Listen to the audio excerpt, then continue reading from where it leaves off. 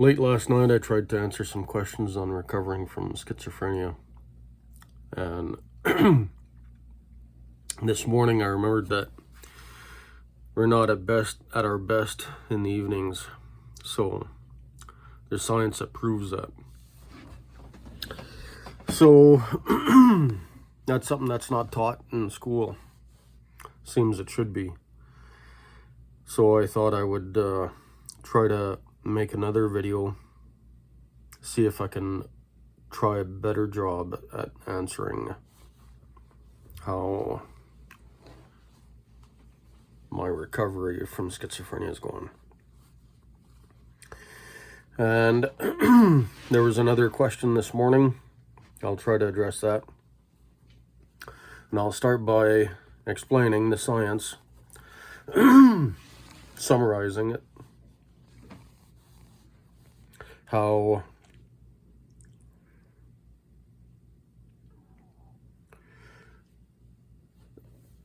it seems to be called rooted in chronicity. Chronicity is exactly what it sounds like, time. And it's the practice to be mindful, cognizant, empathetic towards other people's time. And so the best time to fire somebody is early in the week in the morning. Simply because everybody performs best in the morning and early in the week. And so by firing somebody early in the week, it gives them all week to look for another job, to think of a plan, and able to do things, because everything's closed on the weekends. So the worst time to fire somebody is before the weekend, because then they got all weekend, but they can't do anything. So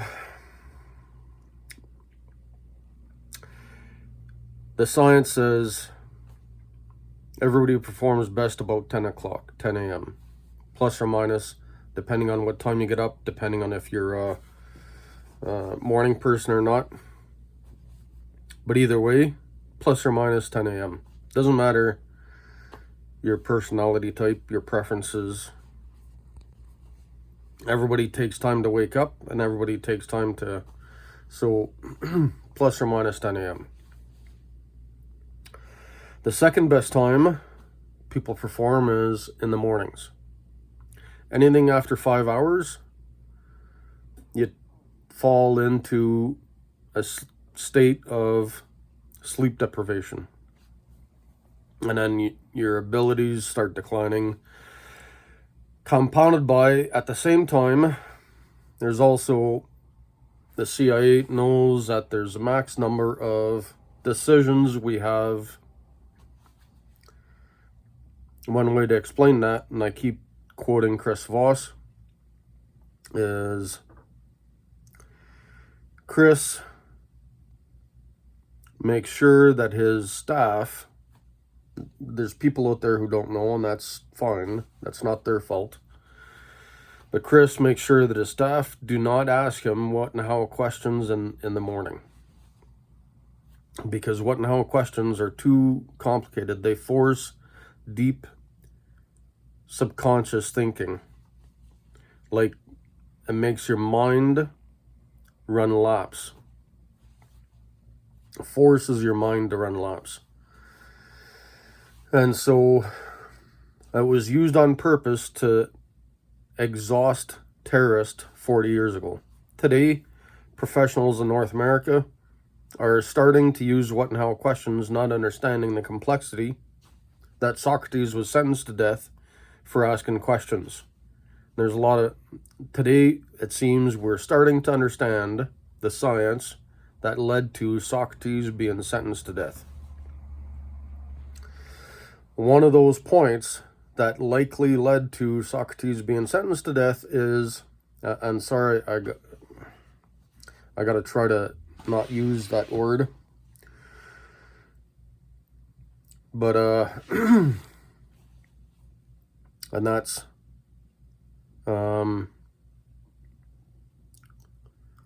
what and how questions.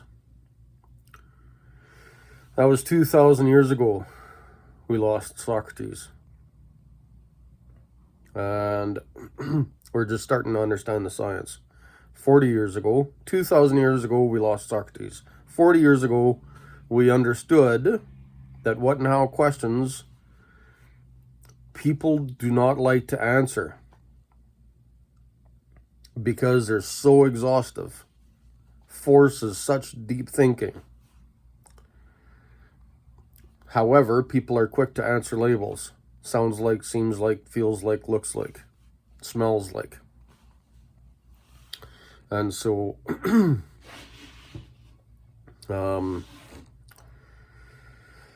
so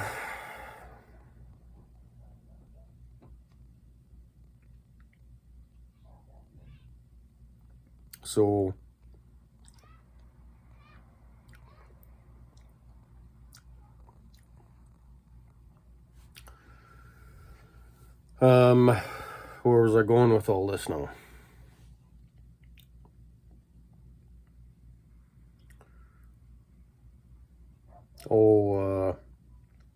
What's it called? Chronicity. So, chronicity. Yeah, so Chris, it's important to ask what and how questions. It's important to know when and how to ask what and how questions.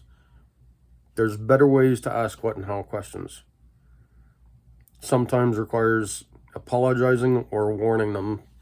Sometimes two warnings, or a warning and an apology, or vice versa, so that it lands softly. And because it forces such deep thinking, it's best to ask them in the morning. And it's best to not ask them at all.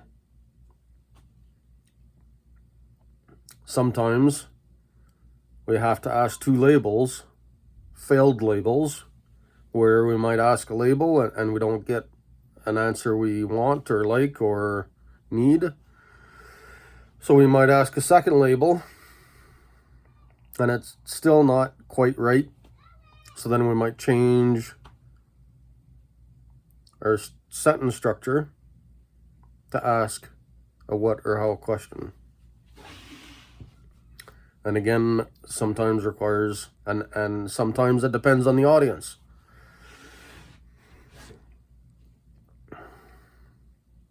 I might say often depends on the audience. If it's a boss, if it's somebody who's perceived as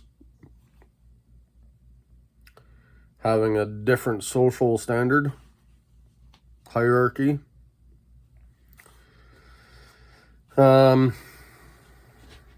so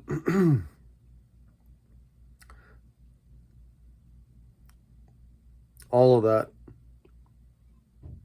to say that by the afternoon, we should not be asking what and how questions. And so another way to explain how we perform best in the evenings, we all have heard the term, we'll sleep on it. So considering just that, it's sleep on it.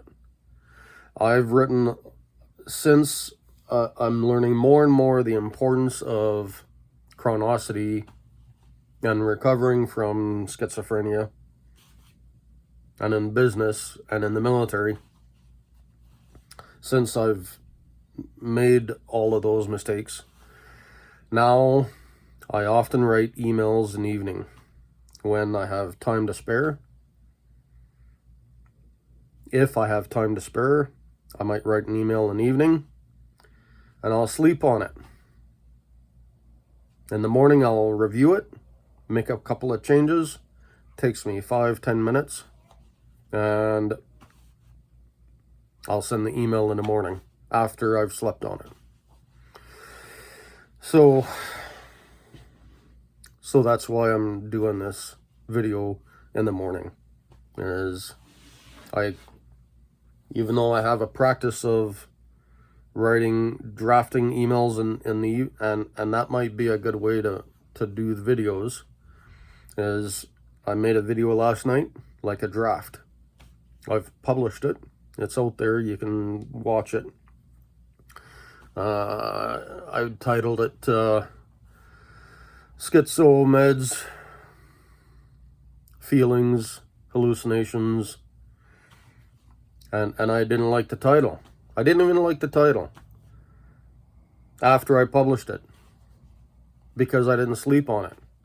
So now this video title will be Recovering from Schizophrenia. And a lot of it's debate. Why debate? CBT, cognitive behavioral therapy, the way I understand it, in like one word, I would explain cognitive behavioral therapy as debate. Debating what might be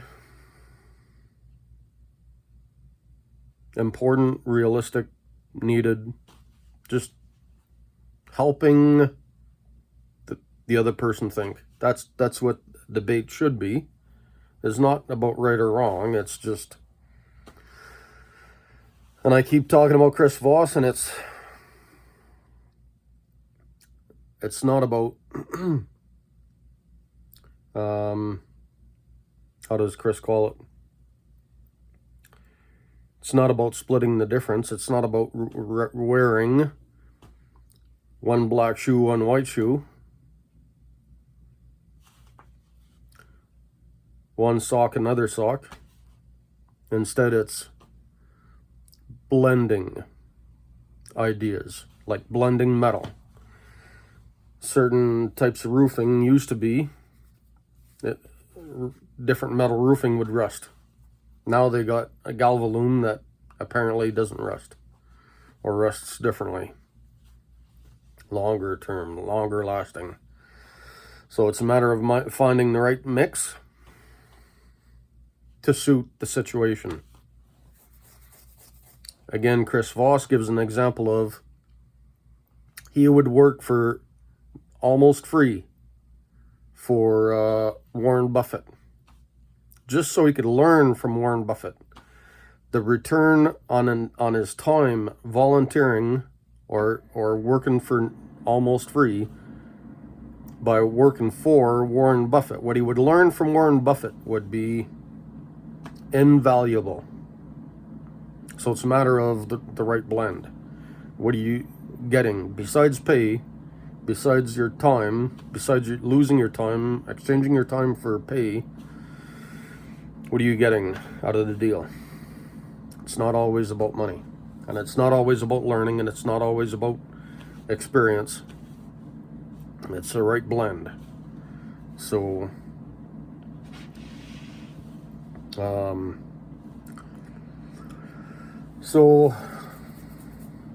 debate. That's what CBT is in my view. And I bring up CBT because CBT was used, the doctor who invented CBT, debate, is Dr. Aaron Beck. Him and his friends often used CBT to treat schizophrenia. And some therapists do not help people with habits, and they blame the client. When some doctors can heal or recover somebody from schizophrenia using CBT, and so him and his friends often used it to treat schizophrenia. Now there's many studies using CBT to treat schizophrenia. And a counselor told me from what I've told her, she thinks I did CBT on myself by myself.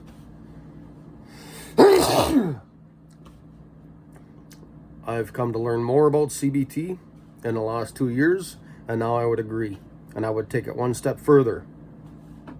Dr. Aaron Beck, who invented CBT, and there's now been many studies using CBT to treat schizophrenia.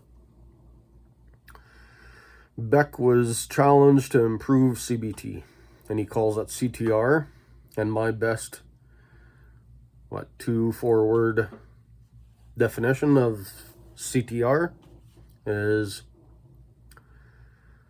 debating what's right, focused on the person's needs and wants. And that's exactly what I did. I focused on what I wanted, what I needed, what I could do, what I could not do.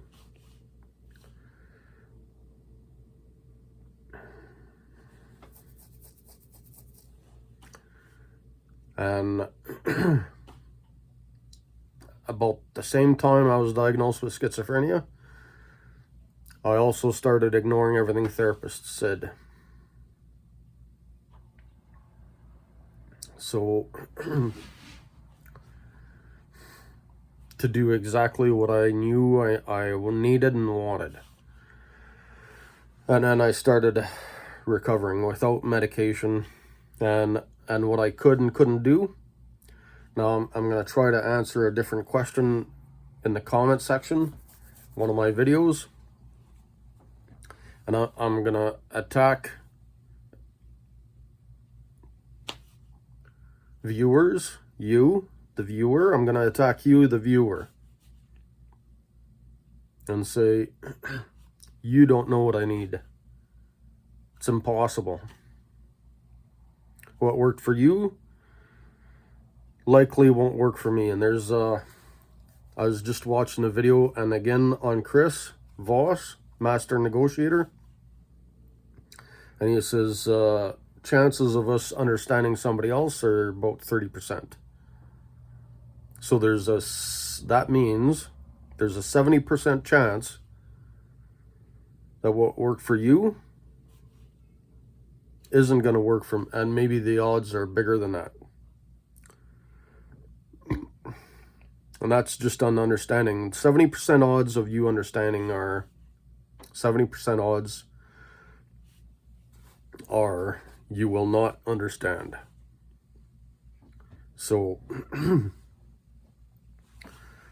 somebody said in the comment section that let's see here, the words exactly are, Jesus loves you. I don't doubt Jesus loves me. Not for 1 second. But I've had a lot of people telling me to go to church when I could not. Clearly said, I could not think. I could not read. I could not walk. I could not talk. And people argued with me, telling me I could talk.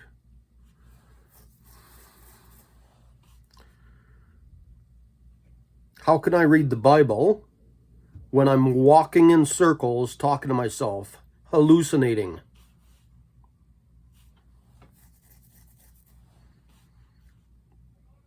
How can I go to church if I'm screaming at everybody because everybody tells me to do things I say I can't do? How can I have a conversation with anybody when I say I cannot read? And everybody tells me I'm wrong. Yes, I'm angry.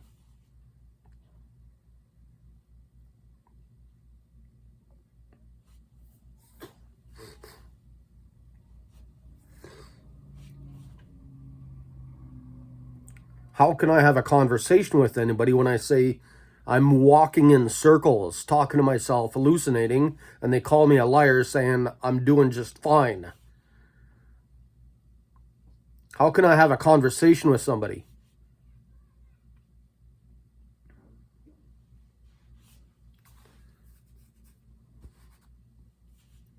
What am I supposed to say when everybody calls me a liar saying I'm doing fine, when I say I'm not? And therapists suggested I should be locked up, medicated because they're telling me I'm wrong about what I can and cannot do. I pleaded with therapists to have me locked up, and they refused to. When I said I couldn't behave in society, they told me I could.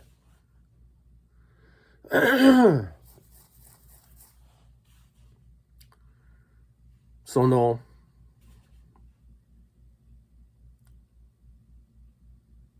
What worked for you doesn't work for me. You have to ask me. 70% chance of it you not understanding. 30% chance you might understand.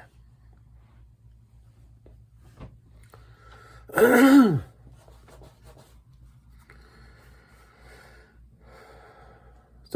chance you might understand, and you're probably wrong.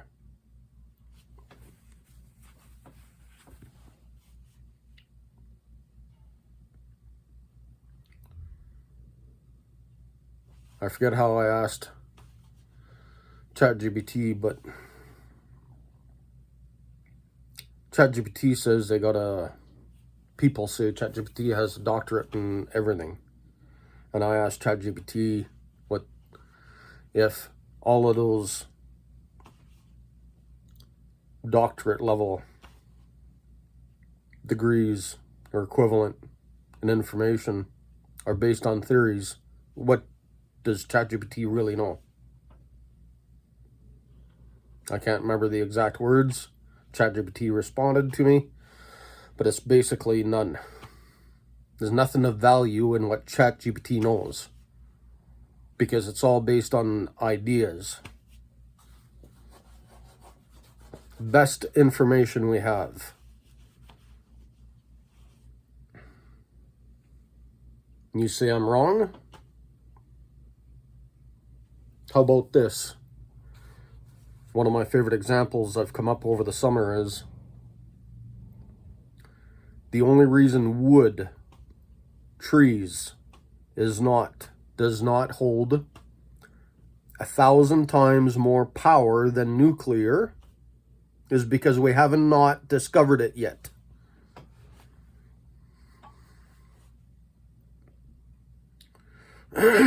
Somebody says, somebody told me it's about energy density. Again, because we have not discovered how to make wood. Maybe wood is 100 times more powerful than nuclear power. We just haven't discovered it yet. What do we know about wood? About 10 years ago, somebody discovered how to make wood see-through by removing one of the chemicals. Removing one of the chemicals in wood makes it see-through like glass. Somebody just discovered how to make wood see-through, and it's stronger than glass. In the same sense, somebody about 10 years ago or less, somebody discovered how to make wood 3 times stronger than steel. And now recently somebody discovered how to make wood 5 times stronger than steel. The difference in 3 times stronger is they discovered how to remove the air out of the wood. My best explanation is wood is like a bunch of hollow straws that moves water up and down the tree. And by squishing those straws, making it, gluing itself back together, flat or compressed, makes it 3 times stronger than steel. And the difference with 5 times stronger than steel wood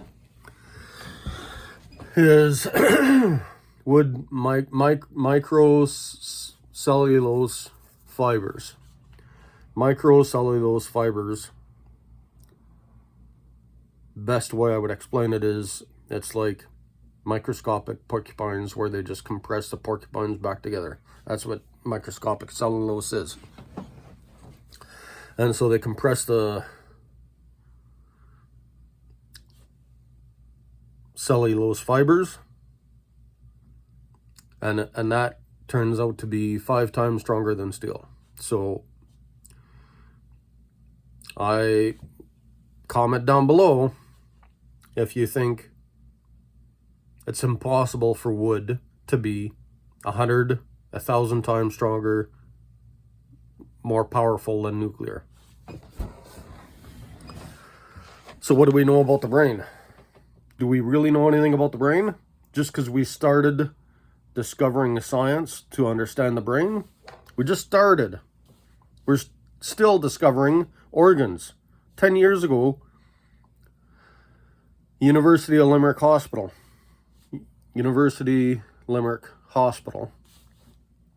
discovered an organ 10 years ago. Nobody knew about.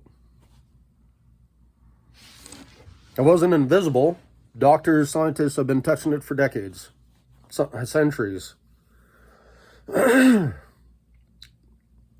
the last 10 years, we just discovered a human organ that doctors, scientists have been touching. And now the scientific community is all over this new organ. So what do we know about the brain?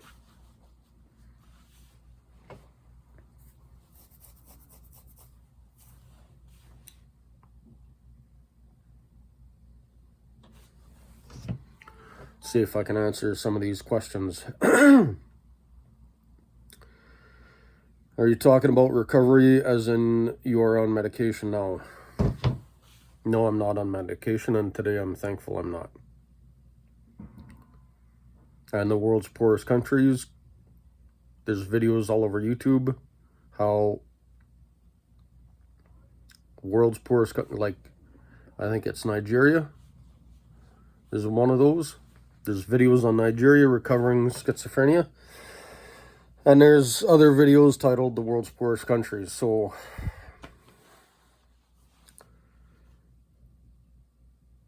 regularly recovering schizophrenia without medication.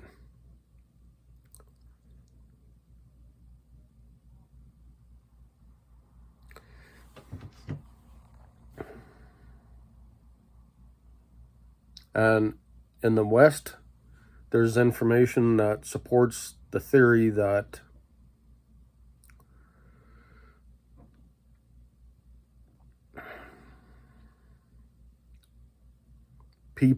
there seems to be evidence that shows that in the West, Europe and North America,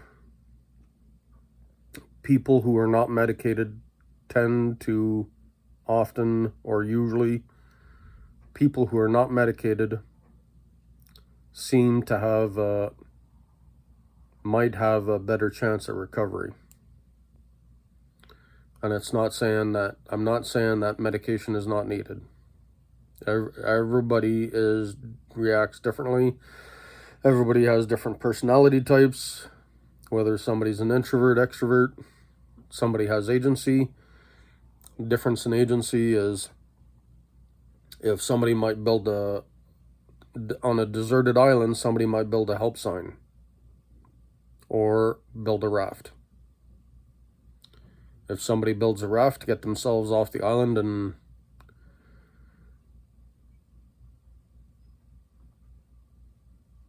that alone could determine if or how much or how long somebody might need to be medicated. And I should say I'm actually pissed off I wasn't medicated. How could I be if my diagnosis didn't follow me across the provinces? How could I be medicated if my medical doctor called me a liar?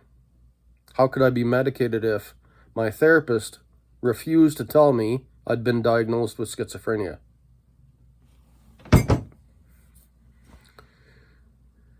The assessing doctor probably told me, but I couldn't understand it, grasp it, process it, absorb it, comprehend it. Did I say comprehend or understand it? And I probably said understand it earlier. So the assessing doctor probably told me, I just didn't have the brains to make sense of it. And so Then my therapist, who I pleaded with her to have me locked in a psych ward, refused to tell me that I'd been diagnosed until a year after my diagnosis, and then she couldn't understand that I couldn't comprehend it. She blamed me because she did not understand that I could not comprehend the schizophrenia diagnosis.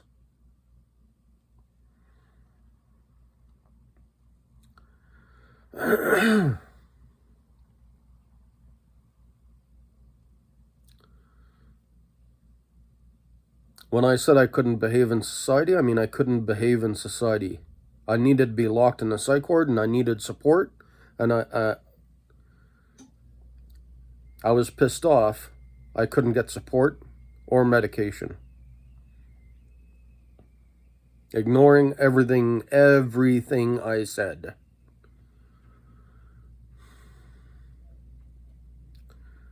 Though in the last 2 years, I found more and more information that supports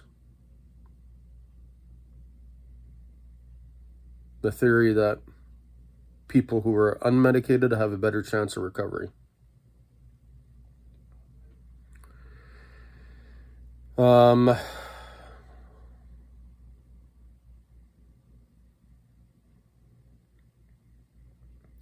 The next question is, how does it feel? I think I've touched on that. The following question is, do they lessen hallucinations or remove them? I've talked about it in my last video. I'll touch on it now. And it's hallucinations. I hope I give a different answer than I did last night. Some of the points might be similar, worded differently. And that is,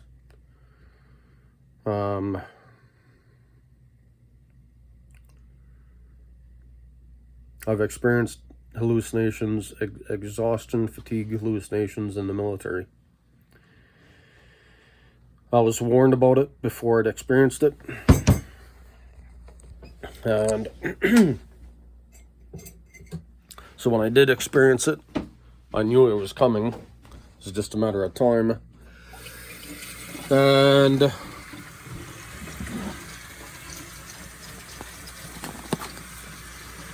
my first, it's 2 hallucinations I remember. First is, and probably because they're my favorite, because it was just so obvious that I was hallucinating. But in the moment it was different, but after the fact I could laugh about it. I don't remember any of my schizophrenic hallucinations. Many of my military hallucinations I don't remember. So,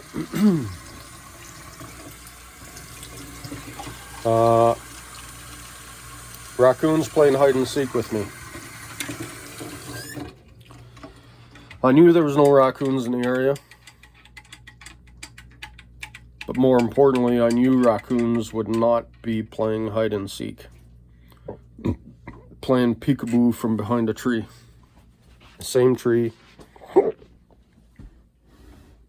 Maybe they moved, maybe these raccoons, in my hallucinations, they might have moved from tree to tree, but what I remember most is, like, I'm sure I remember the raccoons in my hallucination, raccoons moving in my hallucination, but the what I really remember is where they were playing, like, peekaboo.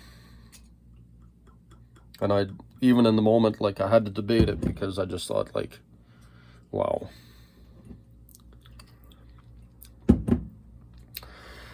But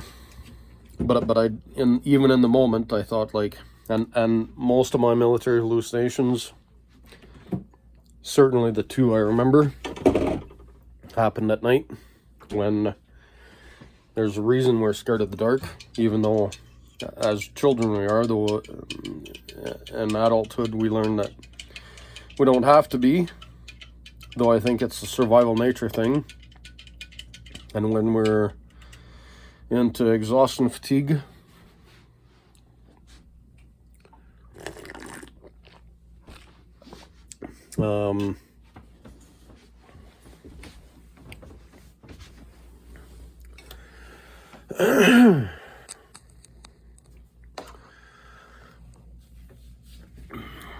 the second hallucination was a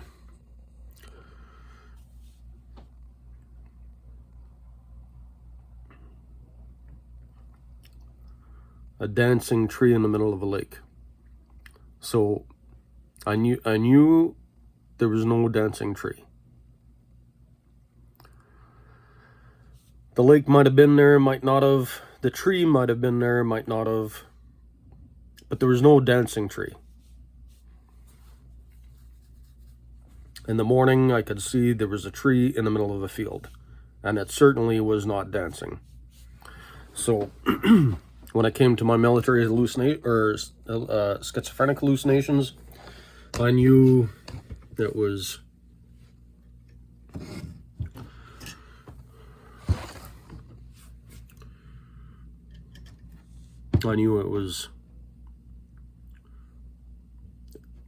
again, in my schizophrenic hallucinations, I had to debate whether it was real or not.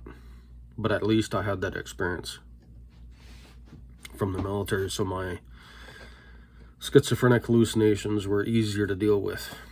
And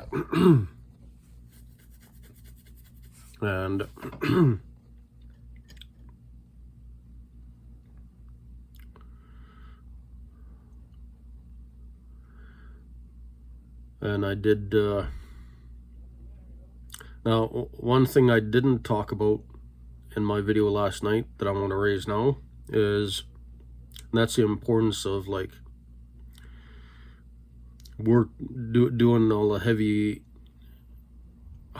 thinking in the morning when we're at our best, when we're fresh, after we've slept on it.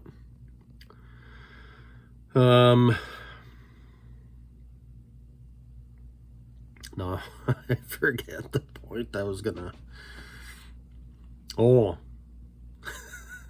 And that's another example of how when I laugh at myself, I make myself smarter. Science, Ian Robertson talks about it at length in different ways. He's a neurologist super geek, a world famous neurologist super geek, Ian Robertson. He's got a few good books. One of them is on the winner effect. Chris Voss talks about how to make people smarter. Also talks, and he's a master negotiator, and we can help other people and ourselves be smarter. Ian Robertson also talks about faking it, and that's a complicated topic, though. So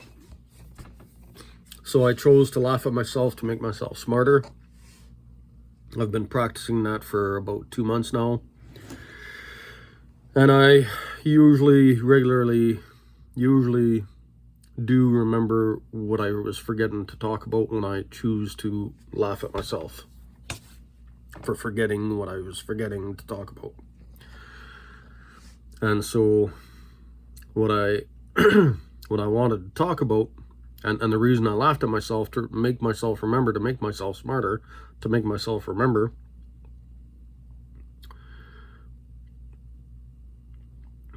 I was diagnosed with unspecified unspecified schizophrenia spectrum. And I throughout, in the 17 years I've been at this, I could see my health getting worse on some topics and better in other topics, and generally overall my health got worse and better and worse and better and worse and better. And so by the time I was diagnosed with unspecified schizophrenia spectrum, like a lesser form of schizophrenia. Then my health got worse, and much worse, because I wasn't getting the help I needed. Nobody was listening to what I couldn't do. Not therapists, not friends, not anybody, not family. So my health got worse. That's when I started walking in circles, talking to myself, and hallucinating. And then it took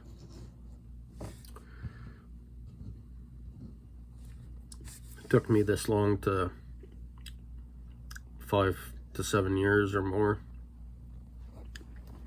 to start recovering from the spectrum. But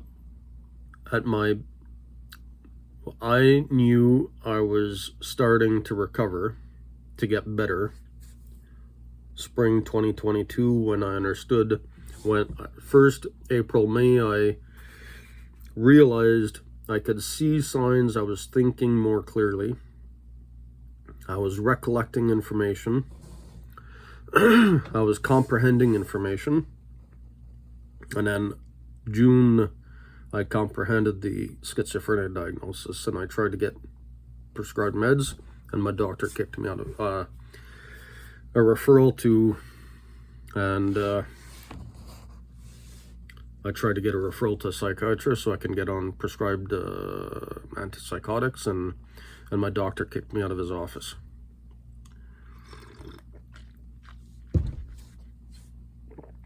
And then therapists blamed me because they didn't tell my doctor that I'd been prescribed, that I'd been diagnosed with schizophrenia.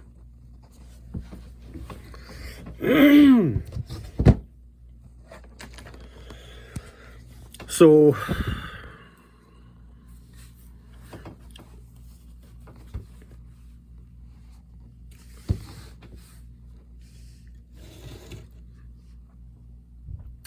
the point of this thread of this in this conversation is,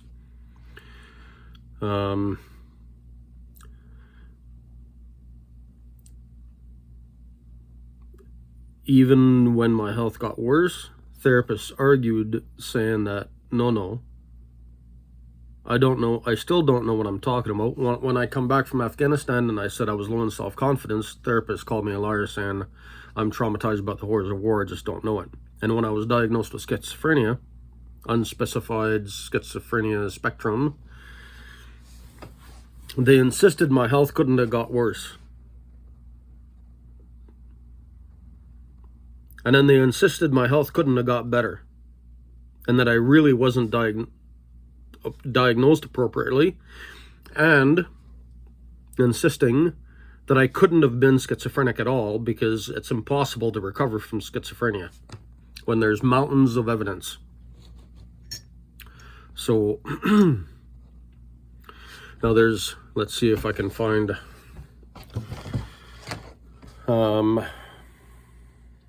I don't know if I can. Maybe I can. I might have. Yeah. Okay. This is another quote by Chris Voss. He says, and Chris Voss is a master negotiator. He says, the real battle is against misunderstanding, not against the other person. And it seems like therapists don't yet understand that. In business, I learned to not take things personally, and it seems like all therapists insist on taking things personally. And it pisses me off.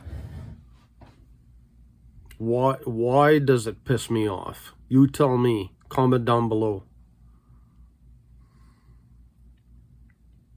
Chris Voss talks at length about how I have to identify your feelings. Society tells us that's wrong. When I tell the coffee barista how they feel, they get a great big smile. It doesn't matter if they're pissed off, they get a great big smile. You can tell somebody people wear their emotions on their face all day long. And I started the Chris Voss practice to label what it looks like. And when it looks like they're having a bad day, I label it, and they love it when I can see them and express to them what it looks like.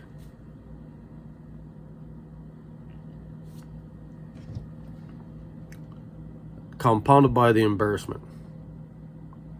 Because people won't tell us how they feel because of the embarrassment. Because of the survival brain. Cows and wolves hide the lameness.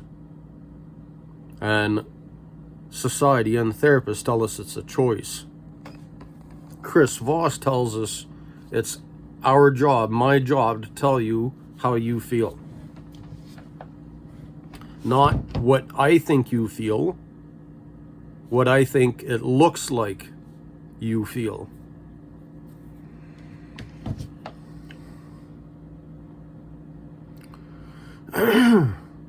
More on lessening the hallucinations. So therapists refused that I could be hallucinating because I wasn't diagnosed with straight up full-on schizophrenia, because I was only diagnosed with, what's it called?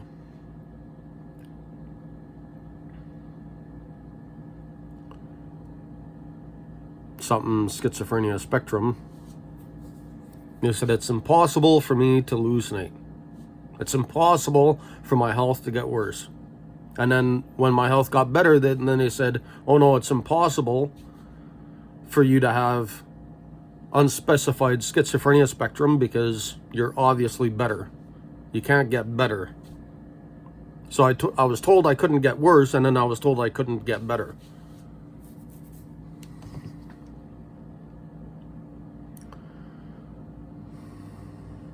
And that goes back to the real battle isn't against the real battle is against misunderstanding.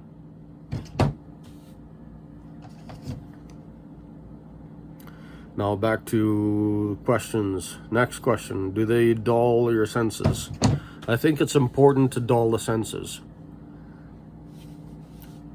I did that all day long, every day. I dulled my senses in different ways without using medication to make it bearable to face my obstacles. That was an important piece for me to recover from schizophrenia. So I had to do tasks. I had to shower, but I couldn't. And therapists called me a liar when I said I couldn't shower, not understanding how complicated it can be to shower. When I was scared of everything and everybody, everywhere, anytime. So, I don't know how many injuries I had to showers. Like,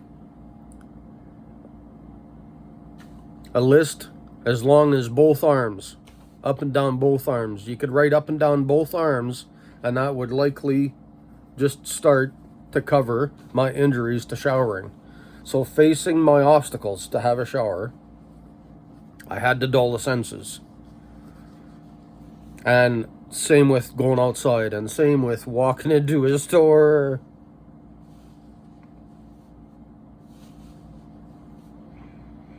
And I was especially scared of cashiers, best friends, and family.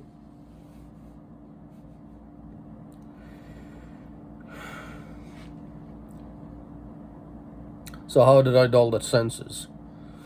I wrote about it here. Just gonna check out my notes. Not far.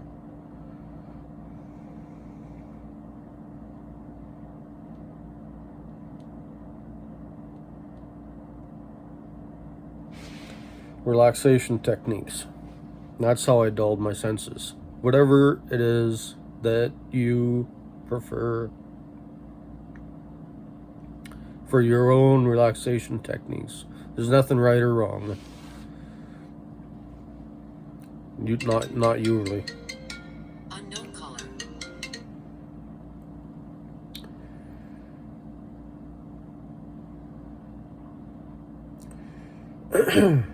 So there's lots of medication, prescribed and otherwise.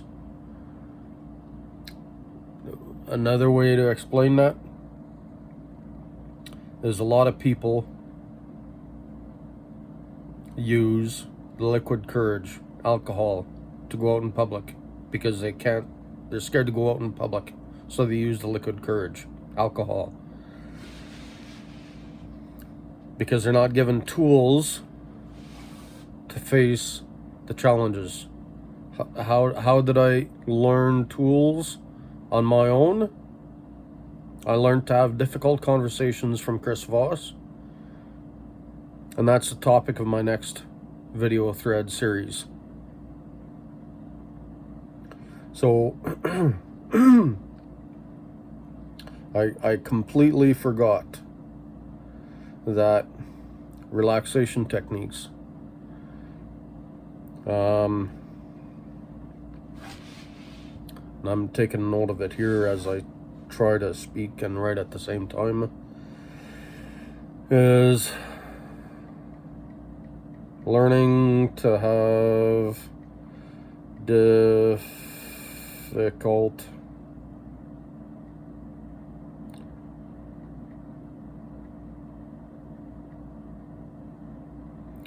conversations, specifically because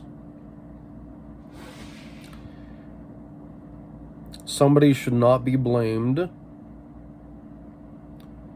for choosing to self-medicate with alcohol because they're saying they cannot face the public, and the only way they can face the public, the only way they can have a difficult conversation, is if they numb the pain with liquid courage. Whatever your drug of choice is, it's best to learn different methods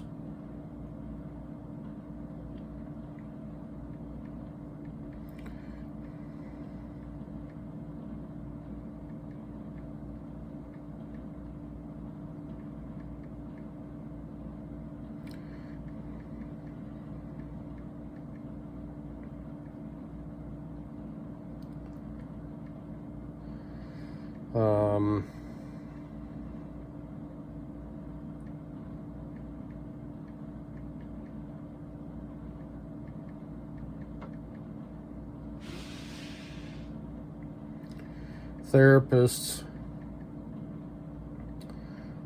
should not be blaming alcoholics for their failure to provide people with tools to learn to have difficult conversations in public.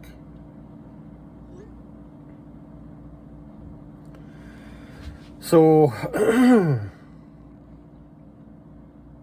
relaxation techniques. Another relaxation technique is Dr. Ochberg's counting method. It helps in talk therapy. The counting method. Dr. Frank Ochberg is world famous many times over.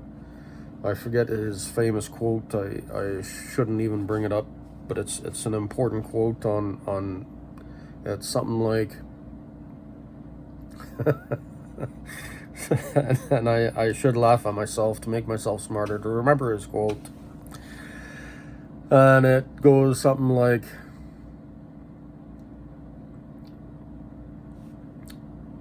we should not constantly remember, we need not constantly remember I forget how it goes.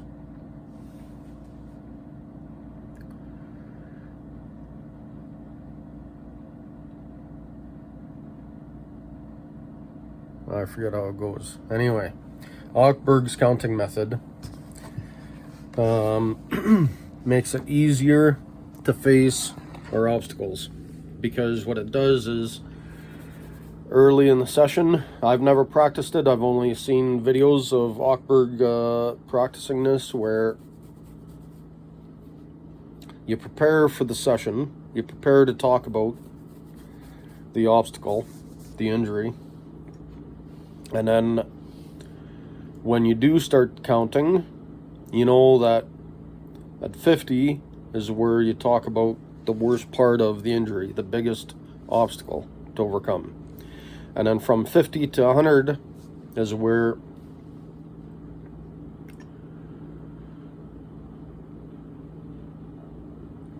you're coming out of the trauma, out of the injury, out of the stress.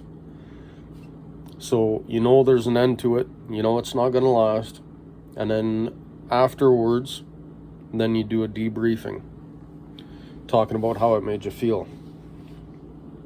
And so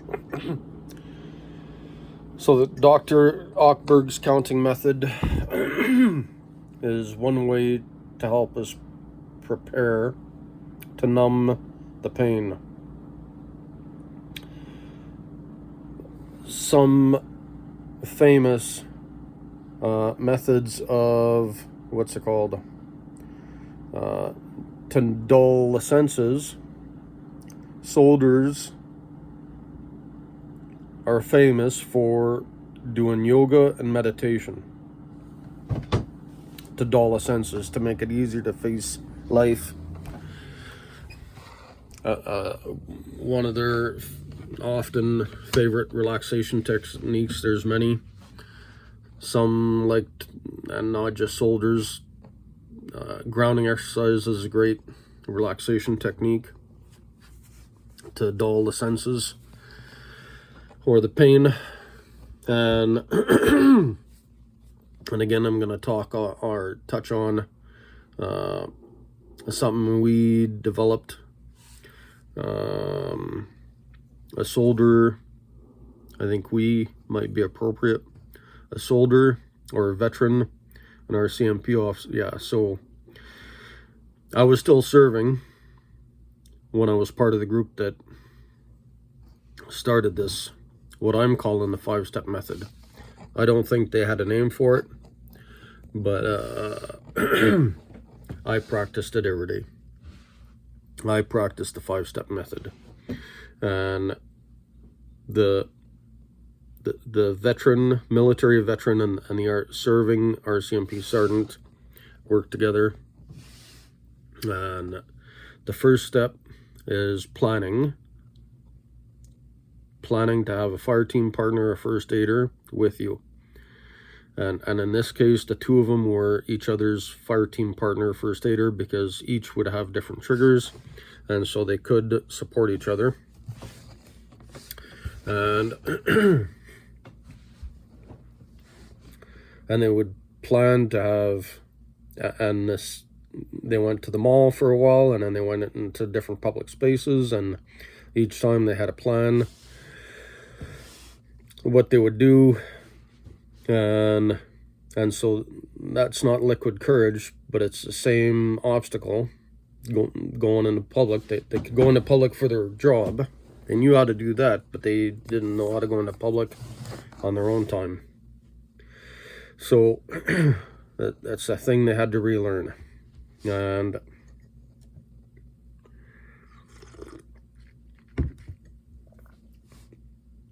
so they made their plan, whether they're going to push through the obstacle in hard times, if they're going to take a break, if they're going to evacuate, and what they would do no matter the situation. The second step is to do a grounding exercise or whatever your relaxation technique is before starting. And that reminds me, what I didn't talk about, I did mention the 5-step method in last night's video. What I'll add is I've helped 2 women with different issues, both of them different issues, using the 5-step method. Using the 5-step method, they were able to face obstacles they couldn't before. So, besides me doing it myself. So the second step is relaxation technique. For one of the women, it was prayer. I prefer my coffee therapy. This numbs the senses, makes it easier for me to face the world. So if prayer is your thing, if grounding exercise is your thing, if coffee therapy is your thing, I got a guy who loves his ice cream. That's his thing to numb the pain. So, the third step in the 5-step method, the third step is the obstacle, facing the obstacle. It's easier to do it with a friend. That numbs the pain because then you're not by yourself.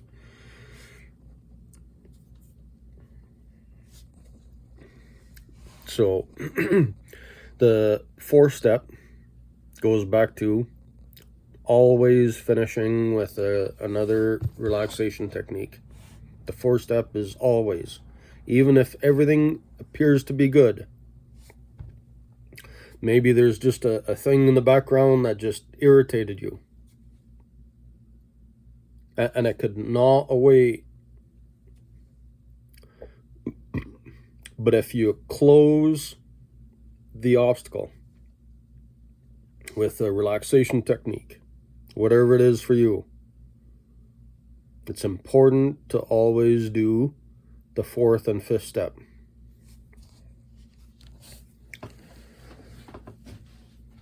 After the obstacle, always go do your relaxation technique. And then a few days later, and the same way as preparing for it, usually it's best to do it a few days in advance. I'll say usually because sometimes you don't have a choice. The thing with taking a few days to prepare in advance and it gives you time to process, to prepare to numb the emotional pain, to prepare for it. And the same thing afterwards. Taking a few days to debrief after the obstacle gives you time to process, analyze, assess how it made you feel. How it really made you feel.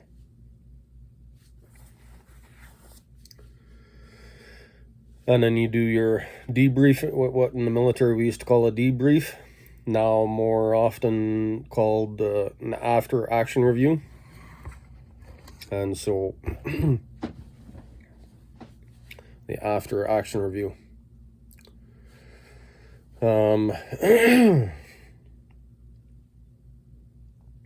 Where you talk about what it made you feel, exactly like Ochberg's counting method. So,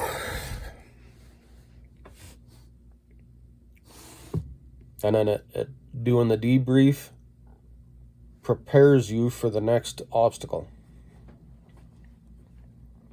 Now, usually it's best to plan a couple days in advance and do a debrief a couple days after. Often, I've had to do it in the moment. Like, I didn't have a choice. This is what I had to do. Like right now. So, means I literally had to take a minute or 5 or whatever, 15, 20 minutes, half hour to plan for it. Then I had to take a minute. And in business school, I learned sometimes I love the video we watched in business school where a businessman was walking on a parking not a parking lot, but a car park like a multi-story car park. He was walking on the roof of a multi-story car park. And he just put his keys in. He put his hands on the roof of the car, took a deep breath.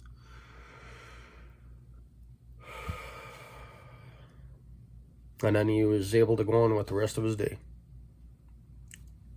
Sometimes that's all I needed for my 5-step method for me to face obstacles. But I had to plan for it. What I couldn't do. Take a minute or half hour to relax. Do the obstacle. Relax. And then debrief myself. Do an after action review to talk about, think about, process how that went. And I had to do that at my worst. In schizophrenia, at my worst, I had to do that all day long with everything I had to do. So, not easy. And and I'll say I could do that because I was used to working hard. I was used to working after work.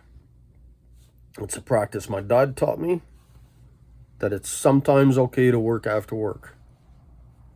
Not just hobbies, but work. Like, and not on the job, but working for friends, helping friends. Besides the hobbies, besides, I loved to canoe with my dad when I was a kid.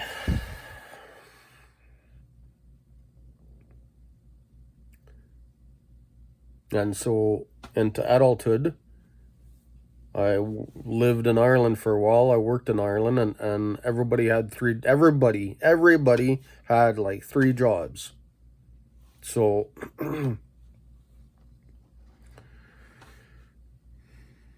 so I had more or less about 5 jobs, 3 jobs, usually more than 3 jobs. Sometimes I had 2, usually more than 3.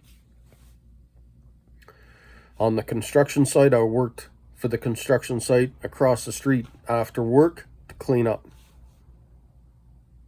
That was a second job. Then the year before, I'd worked at the chicken hut, like KFC. That was my full-time job, plus I had other jobs the year before. So then the following year, when I went back for the summer 98,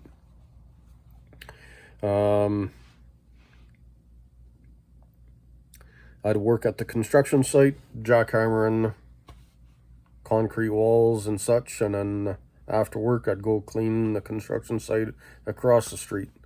And then about 3 times a week. And then chicken hut was like, I think it was Friday nights, like at the end of the work week on the job site. Then after work, then I would go work at the chicken hut and work a full shift once a week.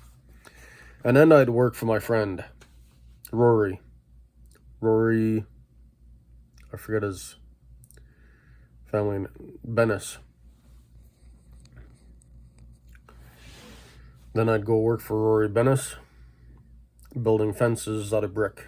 That's bricks and block and other building sites and construction sites, and for his own business. So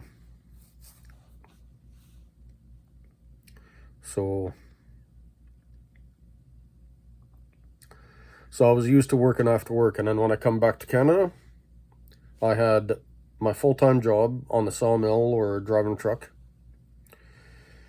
And then my ex-common-law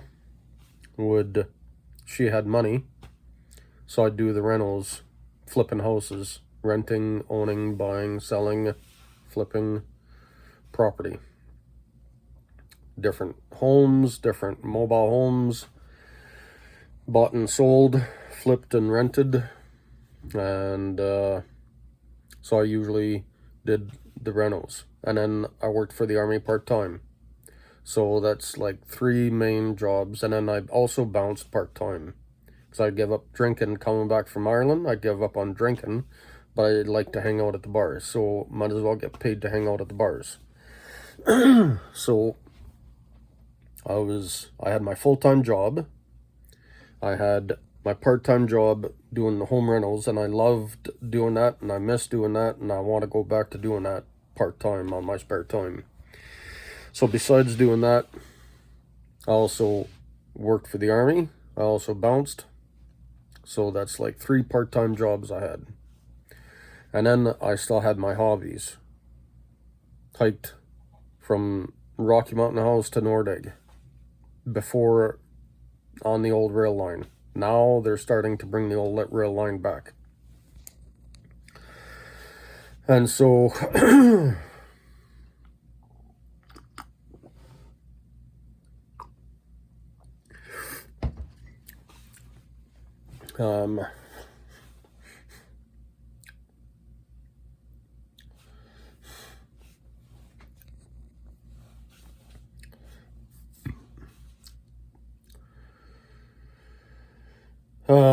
oh, and I love to race, like marathons and trail runs and stuff. So when it came to mental illness, it required that much work.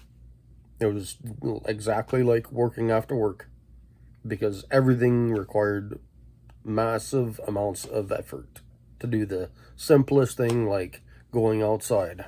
Like having a shower was like running a marathon. That's how hard it was to have a shower. It's like having a marathon.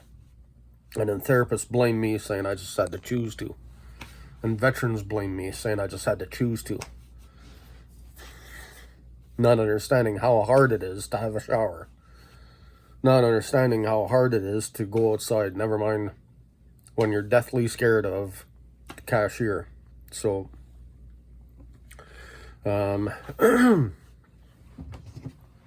numbing the pain. So,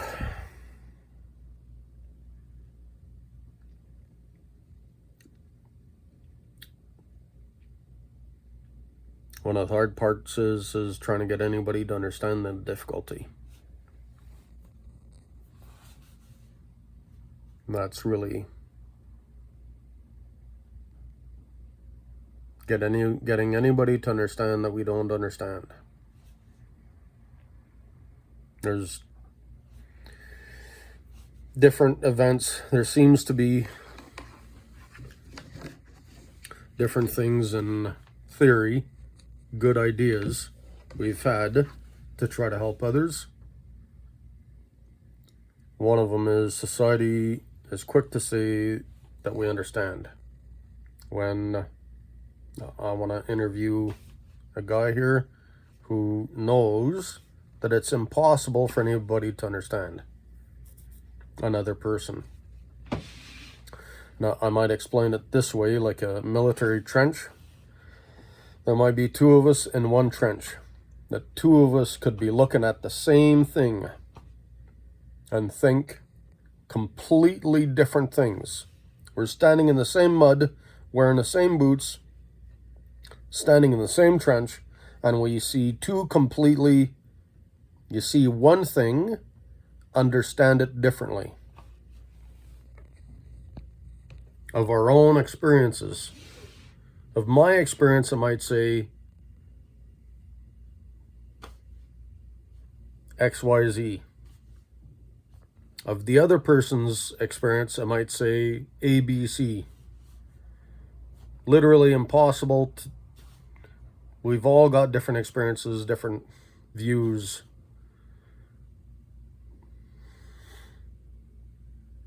Impossible to understand what the closest, the reason why peer support groups work might be because we've got similar experiences.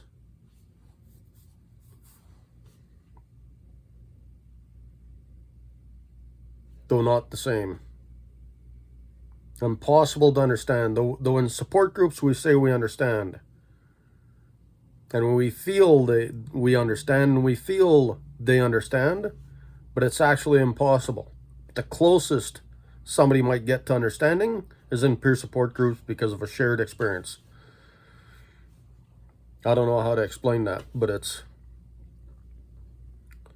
I get such relief in schizophrenia support groups because nobody's arguing with me about how hard it can be.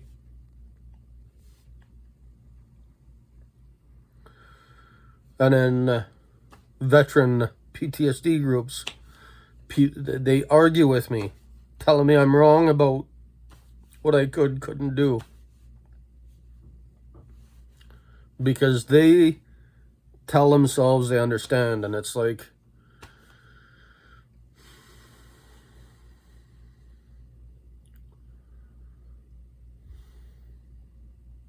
they tell themselves they understand. And it's the same in schizophrenia, except there's a difference. When I've struggled with schizophrenia, I feel they understand. And in PTSD support groups, they tell me they understand. Arguing with me, telling me they know they understand how I feel, and it's like, I don't know where the disconnect is. Comment down below if you have any thoughts on why somebody in PTSD peer support group tells me they understand and I feel they don't.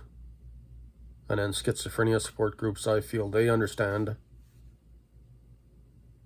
and they tell me they understand and I feel they understand.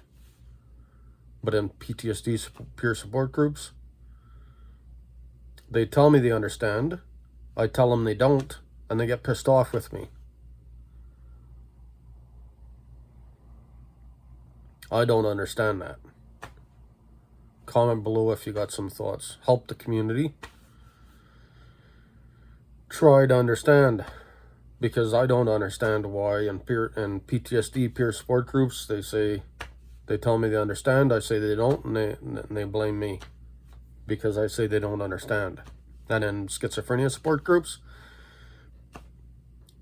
they tell me they understand, and I feel they do. I don't understand that. Please help me. I understand why the difference.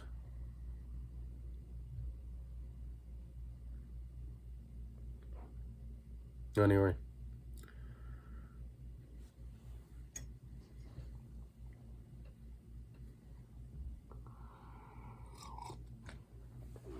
So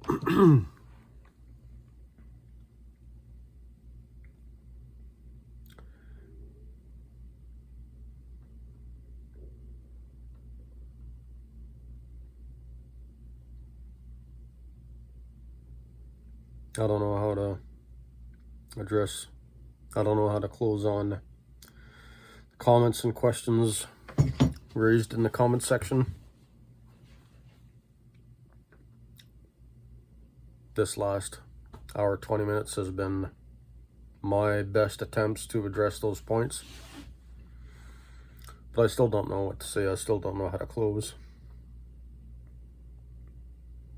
Except I think I'm asking for your help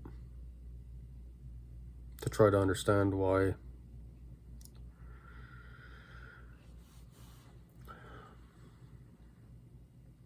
in PTSD they say they understand, I say they don't, and they get pissed off. Therapists tell me they understand, I say they don't, and they get pissed off. And schizophrenia, they say they understand, I feel they do, and everybody's happy. I want to understand why there's a disconnect.